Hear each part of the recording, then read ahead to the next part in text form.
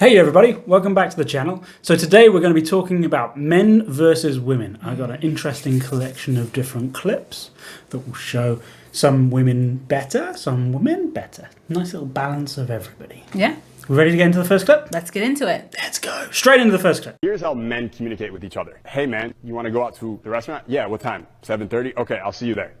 That's how men communicate with each other. Here's how women communicate with each other. Hey, what are you doing tonight? I don't know, my hair is all fucked up. Well, what do you want to do later? I'm not sure. The conversation goes fucking everywhere. This type of conversation is very natural and normal for them. When you go and you're talking to girls and you want a vibe or chemistry with the girl, when a girl's like, we have a vibe or we have chemistry, what she's really saying is when I talk with him, it feels like this and it feels natural and normal. And so being able to do both of these things, I think is really important for a guy.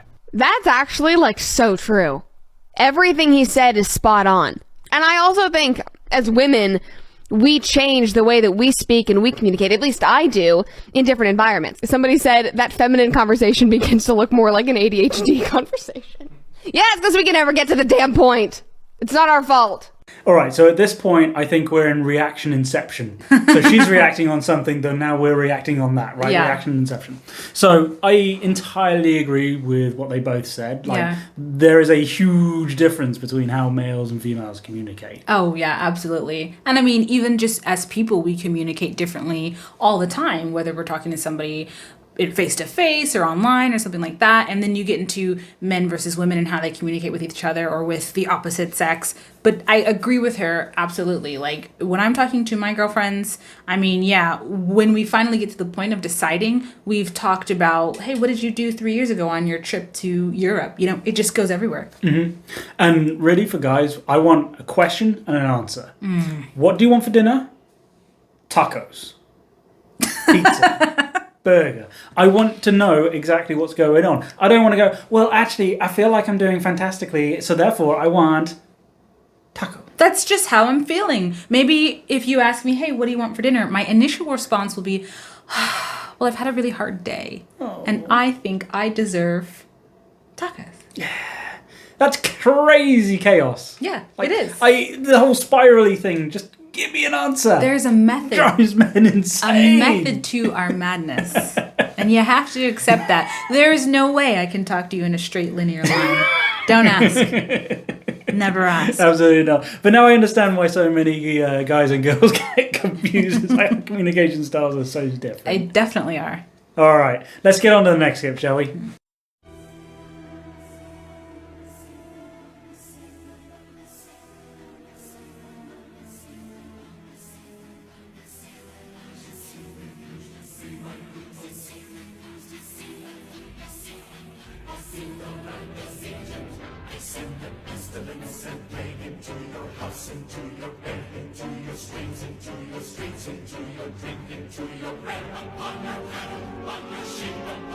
All right, so you're going to have to lead the conversation in this one because you read a lot more than I do. Is that true? Is there a big difference between the writers? I mean, men have an approximation of women's rage and women's feelings and women's other things. And it's usually not necessarily accurate unless they really talk to their wives or their female friends or their daughters or their mothers or someone. But when women write women, they understand we are very much passive-aggressive anger. You know, like it's not always aggressive. It's not always, you can't always see the rage. Sometimes it's just borderline there. I mean, sometimes we see the rage too. Sometimes you see the rage, of course, and of course you do. It's not all the time, but we're going to lead with passive aggressive, if anything, at first. You're going to leave a pot out just to make the sense, right? I will clean up most of this, but I will not clean up all of this. Yes, I will leave a cereal box out until you put it in the right place. We'll see how far we can get. All right, make a mental note, guys. Passive-aggressive first. Yeah. All right, should we get into the next one? Yeah. I think there's a fundamentally different way that men and women view relationships. So I would argue that men have one ladder that they put every woman they know on. And they would fuck almost every woman on that ladder. The deeper you go, the more you have to drink. But at the end of the day, every woman friend you have is a friend that you would ultimately fuck. I firmly believe, even if they deny it, I think women have two separate ladders. So a woman has a ladder of, these are guys that are good friends, and they might be really good friends. She'll never fuck these guys. Yeah. And then they've got people, and I think they decide this pretty fast, like within like a meeting or two, with rare exception. They'll have like, these are guys that I'd fucking date, right? But I think usually women will fucking date generally the same types of guys, usually. Yes, 100%. Not always, but generally. Yeah. Guys will fuck so much lower than they're willing to date. Yeah. And I think this explains why guys can get stuck in the friend zone and girls can get stuck in the fuck zone. Because when a girl is fucking a guy and giving him everything that he wants, in the girl's mind, she's on his second ladder. She's like a dating fucking type of person. As long as she keeps giving it to him, he's going to date her eventually. But the guy, he's got every single girl on that ladder. He's not thinking that. He's like, I fuck you. That's it. I'm not going to date you. Yeah. And then on the flip side for the guy, the reason why the friend zone exists is because if a girl is being really, really friendly to the guy's got one ladder. He thinks she's got one ladder. As long as I'm as good a friend as possible, eventually she's got to date me. I got to be really high up on her ladder. And I think that sorting of people into different bins that women do and the lack of sorting that guys do, I think is a big reason why the sexual dynamics get so fucked up when it comes to like friend zoning and fuck zoning people. Yeah, no, for sure. For sure. All right, so Fresh and Fit podcast, a bit of a shout out for them as well. I think he's right. I think he simplified it very heavily, but I think he's right. Right, there are two definite boxes that people sit in. And I think there are friend zone guys, ladders out there, but I think the majority of guys are literally trying to get people onto the ladder. Yeah. Right, because for guys in dating and going out, like it's much harder to get people onto that ladder. The women's ladder is so much easier to get on. Right? Do you want to screw? Yes, gone on the ladder. Right, but I do think that women have two ladders where, and I don't know if it's a detriment. I don't know if it's a good thing for them to have, but there is definitely a dating / sex pool and then a friend zoned place, right? The problem is, do guys always know which ladder they're on? I don't think so. Probably not. What do you think? Yeah, I think probably not. I think women are really good at concealing that as well, or letting it out when they want either a friend or to date someone. So I think it's difficult, for men to understand, and I think it goes back to the clip that we just watched because our communication styles are so different. So if you are hoping and thinking and waiting, you're on the friend zone, but you want to reach and go onto the second ladder, you might not be understanding the signals that you're getting from a woman. Yeah, I think you're fair. But there's also the question of like, when you're dating somebody, right, does the two ladder go away? Does it become one ladder? I don't think so, right? I think those two ladders are still the same. And I think that's one of the challenges that relationships have is women have tons of options constantly, right? Especially if you're in a dating market, right? There's always options. If you're in a relationship, you still have all of those options. Yeah. They're still available to you. It's just as accessible as you want to make it, right? Yeah.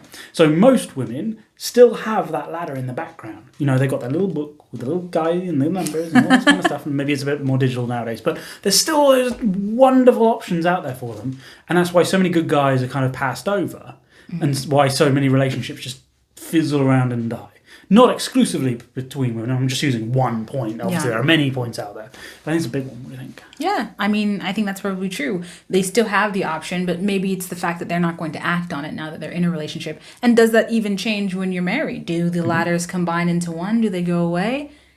I think the dynamic constantly shifts when your relationship evolves. And then if you go back down to being single and in the dating pool, your ladders come back. Or maybe they were never gone to begin with, but you recall them. Absolutely. I think you're right. Let's get on to the next clip. If you made it through this far in the video, make sure you like, subscribe, and comment below. Women were oppressed for centuries. Well, that's one way of looking at it. The other way of looking at it is that men and women were oppressed for centuries.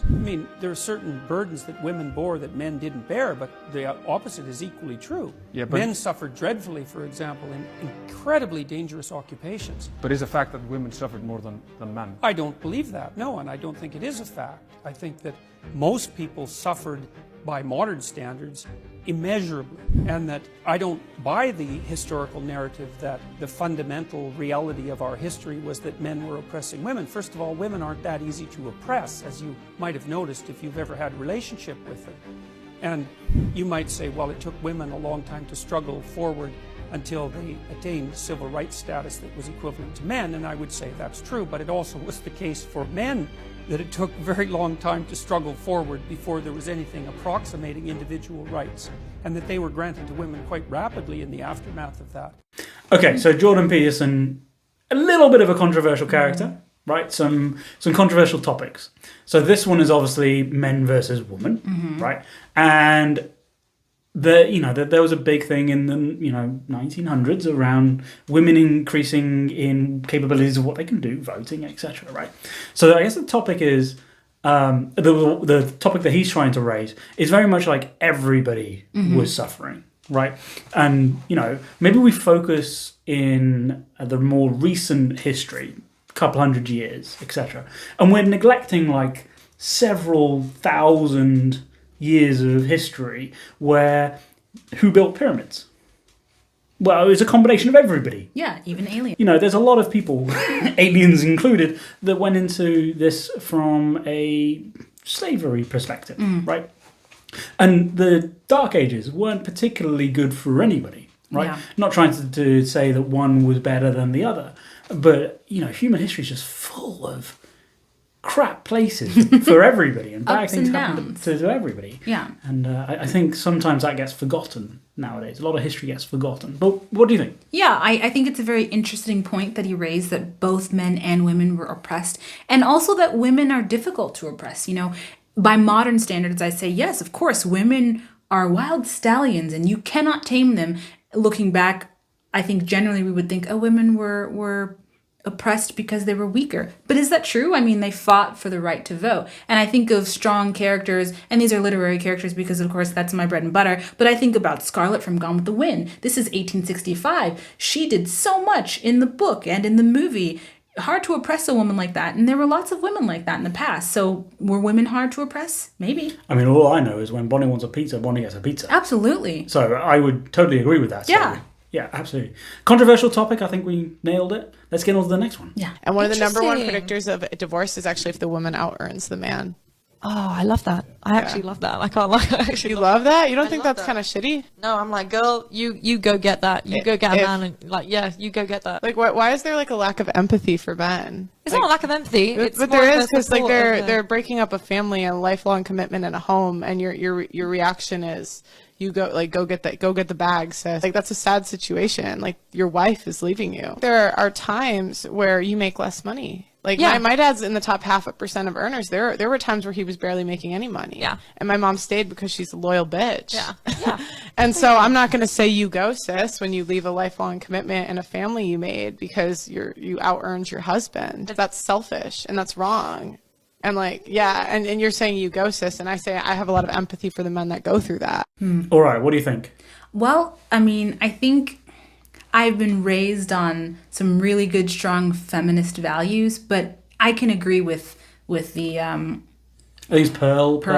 Yeah, I can agree with that. I did not know that statistic, that most women initiate divorce. And the divorce rate is so high, which is very interesting. And especially when it gets to college educated. Yeah, Because even higher, 91%, I think that's she huge. said. Yeah. So, I mean, yeah, that's huge. And it is sad. I think that is a sad situation. I think if you have a priority that you don't want to be married and you'd rather be independent and you want to go get that bag and you want to go get that money, then do that instead of getting married and trying to settle down and then eventually discarding your husband or your spouse because you feel like you don't need them anymore. Now, granted, that happens, and sometimes it happens organically. But I think the women that say yay and they champion other women who are getting divorced just because, that's a bit ridiculous. So let me beg another part of the question, because I think it's an interesting kind of swerve for us to take on this one.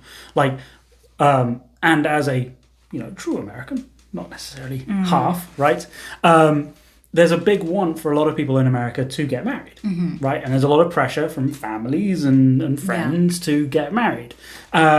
Is there a thought to get married to just anybody, right? Yeah. Does it kind of instill this want for people just to get married to the first person that meets somewhat of their criteria rather than finding the best person?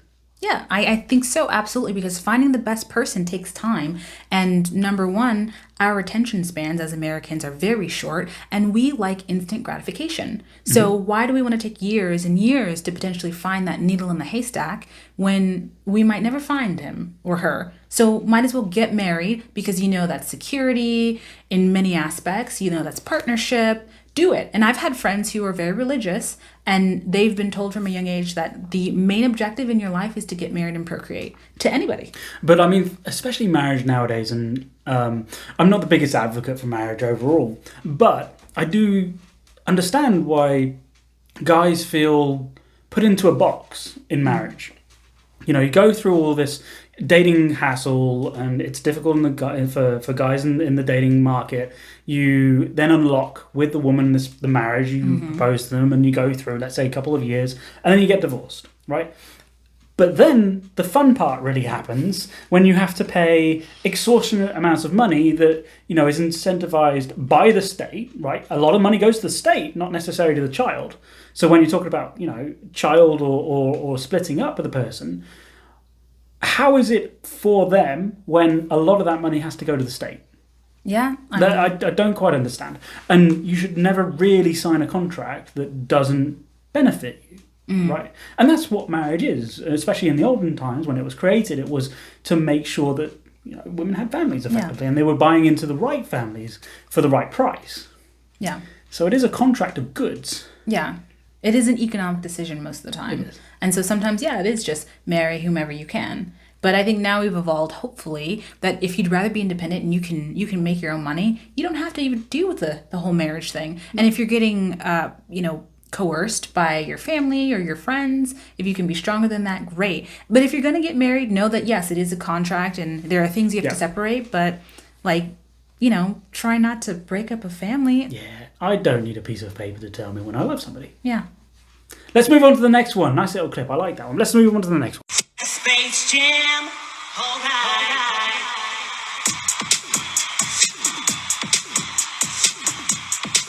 You know, there's a real reason why there's a strict separation and no crossover between things like the NBA and the WNBA, men's sports and women's sports. And this video paints the perfect picture of why there is that very necessary separation. Physically, males are competitive against other males. Females are competitive against other females. When you mix the two together, you will clearly see the disparity in skill level and competition. And as much as I advocate for protecting the human rights of trans individuals, allowing them to compete in sports with their selected, non-biologically determined gender is not nor should be one of those protected rights. Interesting topic here. Yeah. So we've got, you know, men versus women in sports, ultimately, right? Controversial topic.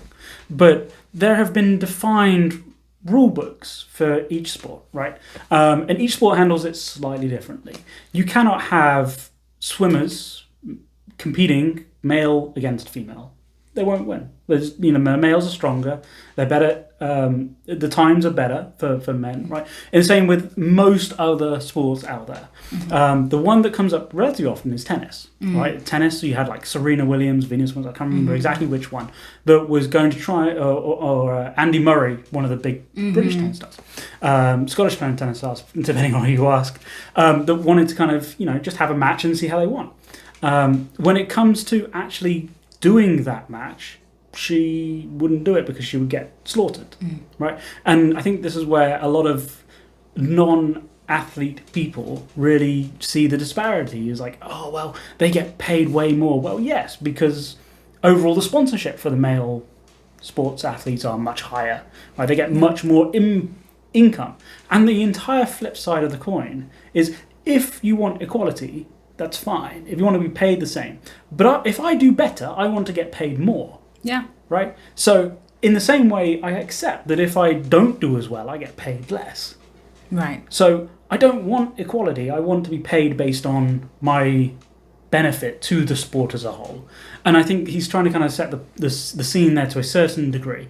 But I really wanted to give kudos to the team to actually playing that match, because like they were good sports. Like they knew that they were going to get trounced, and they fought anyway. I just wanted to end with that. What do you think? Yeah, I mean, I think I can just say succinctly, it comes down to biology. We know that women are not as strong biologically as men. I think there's been studies about this, so I'm not saying anything that's too controversial. But if you play men against women, and it's a sport like basketball or swimming, like you said, men are probably going to win.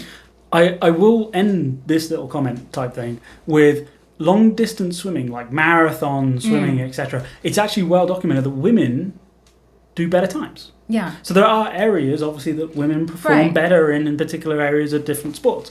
But for the holistic overall, you're right.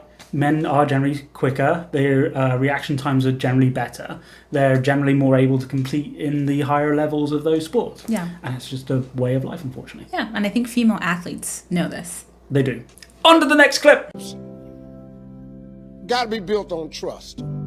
If you ain't got trust, you ain't got nothing. Now, for the most part, men trust they women. Just for the most part. Now, it don't work that way the other way around. Women have been hurt over the years several times. They got a little problem with trusting and believing, especially if you've ever lied to them one time. Once you lie to them one time, everything you say after that, you lie. I love it. Like I just love some of the stuff he comes up with. He's a remarkable comedian, but he also comes up with these like random statements of like truth that really hit home sometimes. Very profound. And I think he's right. I think he's got a really good grasp on what he's trying to say, but I don't think he's 100% right. No, because like, you know, guys have been hurt too.